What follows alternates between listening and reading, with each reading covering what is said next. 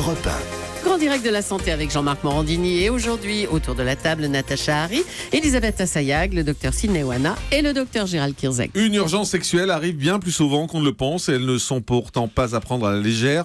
Comment réagir et consulter sans avoir honte? Parce qu'on en rigole ce matin, mais c'est vrai qu'on peut avoir honte également d'aller consulter pour un problème sexuel. On en parle ce matin avec le docteur Gérald Kierzek. Mais d'abord, c'est quoi, docteur, une urgence sexuelle? Bon, enfin, Jean-Marc, je ne vais pas vous faire un dessin. C'est une quand urgence. on a très envie. Non, ouais, ça c'est autre chose. Ça c'est autre chose. Mais non, mais c'est ce qu'on comprend. Urgence sexuelle. Ça c'est du sexe. Ça c'est du sexe en urgence. Mais une urgence sexuelle, c'est une urgence qui survient pendant le sexe, c'est-à-dire un symptôme qui va survenir pendant un rapport sexuel. Voilà, c'est ça la définition des urgences sexuelles. Il y a Elisabeth Assayag qui me fait moi ça me concerne. Je sais que vous me donnerez un témoignage. Pas du tout. Je pensais au malaise cardiaque. Oui, alors d'accord. Je pensais au film Jeune et Jolie. Alors, faut faire d'autres signes. C'est effectivement une des urgences qui peut survenir pendant l'acte sexuel. C'est une douleur thoracique par exemple, parce que le sexe c'est du sport. Le sexe c'est un travail cardiaque qui va augmenter, c'est une pression artérielle qui va augmenter, et donc ce sur-régime du corps peut aboutir à un certain nombre de pathologies, notamment cardiovasculaires.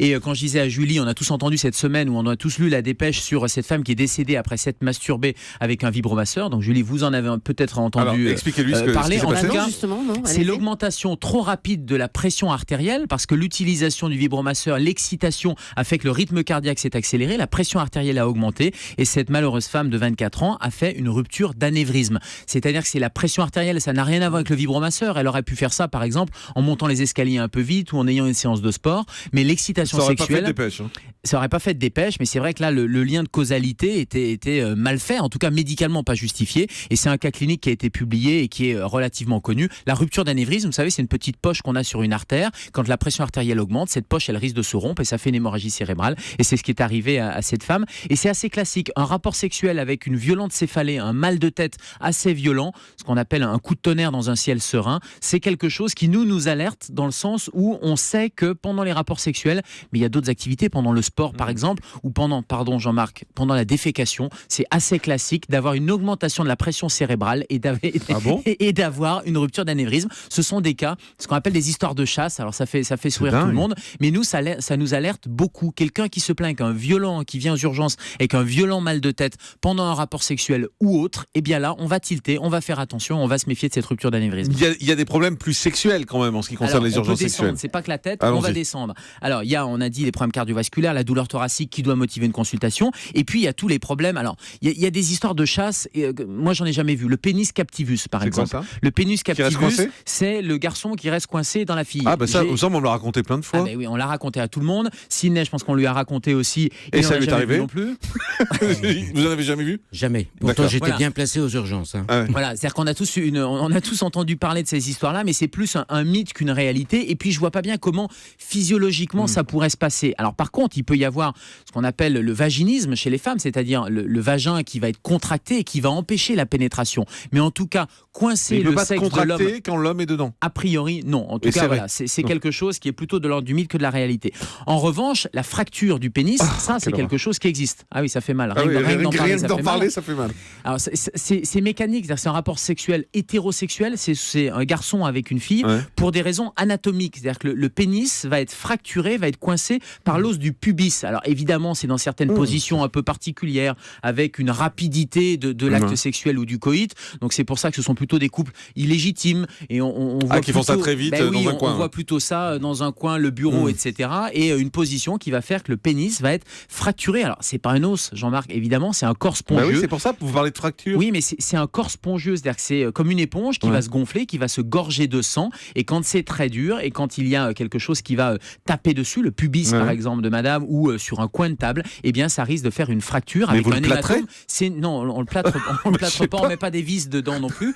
Ça fait horriblement mal. Donc ça, c'est le symptôme qui va alerter, bien sûr. Donc l'acte sexuel va s'arrêter. Il y a un hématome qui va apparaître, et parfois une angulation de la verge. Donc c'est vraiment très douloureux. Il faut là aller aux urgences, et c'est parfois chirurgical pour aller évacuer l'hématome, parce qu'il y a des cas gravissimes et il faut réparer chirurgicalement. Docteur Oana. Plus souvent, ce qu'on a vu, et moi j'ai fait un an d'urologie, ce qu'on a vu, c'est les priapismes. le désir sexuel entraîne un gonflement de la verge et elle ne dégonfle plus. Et ça devient une urgence sexuelle, une urgence parce que l'homme a très très mal, il faut l'emmener tout de suite aux urgences et il faut ponctionner au niveau du gland pour vider le sang, sinon la douleur est très intense. Mais le fait d'avoir mal fait pas débander, pour être clair? Non, et puis surtout les gens attendent, c'est-à-dire qu'il y a une espèce de fierté en disant bah tiens j'ai une érection qui tient, etc. Le problème c'est qu'au bout d'un moment il y a plus de sang qui circule et donc ça fait une véritable ischémie il y a plus d'oxygène en fait. Mais il faut s'inquiéter au bout de combien de temps? Il faut s'inquiéter au bout de quelques heures. Il faut déjà s'inquiéter au-delà de au-delà de 6 heures. C'est quelque chose qui devient urgent à faire dégonfler. Avant, parce que c'est quand même assez inhabituel que ça dure 6 heures, non?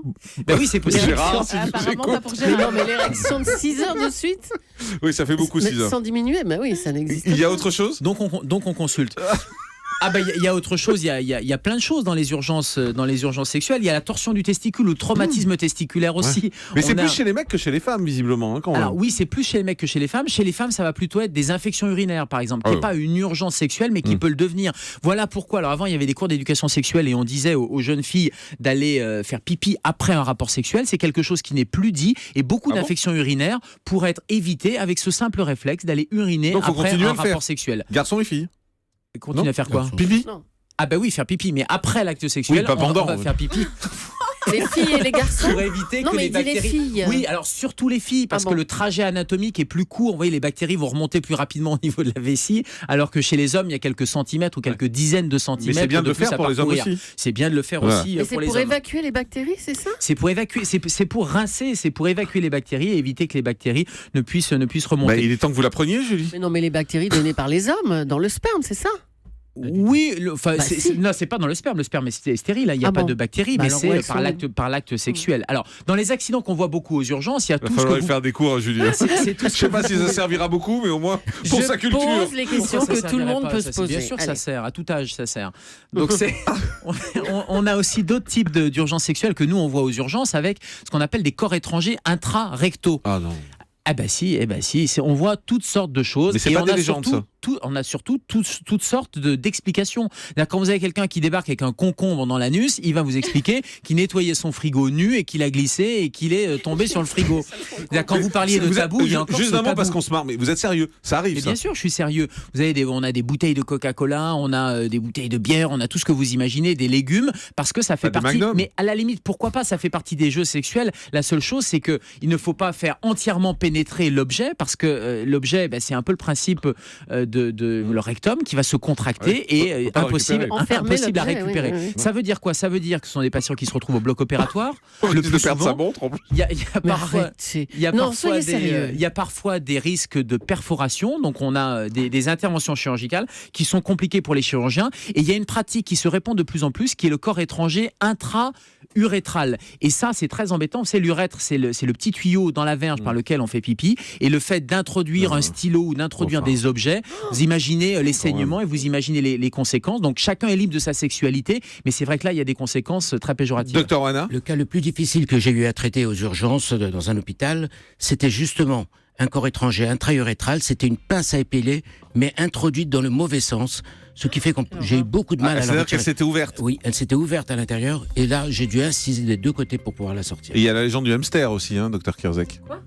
La légende du hamster. Oui, qu'il y a des fois des gens avec des animaux. Mais non. Ça c'est des légendes. Je sais pas, j'en ai jamais vu et il y a peu de cas publiés. Natacha, un témoignage, elle lève le doigt. Mais vous voulez témoigner? Non, mais attendez. Non, justement, c'est un vrai sujet qui est totalement tabou, mais la zoophilie est quelque chose qui se répand de plus en plus, notamment via Internet. Vous me regardez avec des yeux pour faire des images incroyables, mais c'est une réalité. Voilà, on va arrêter là, la réalité, parce que tout de suite sur Europe 1, ne bougez pas.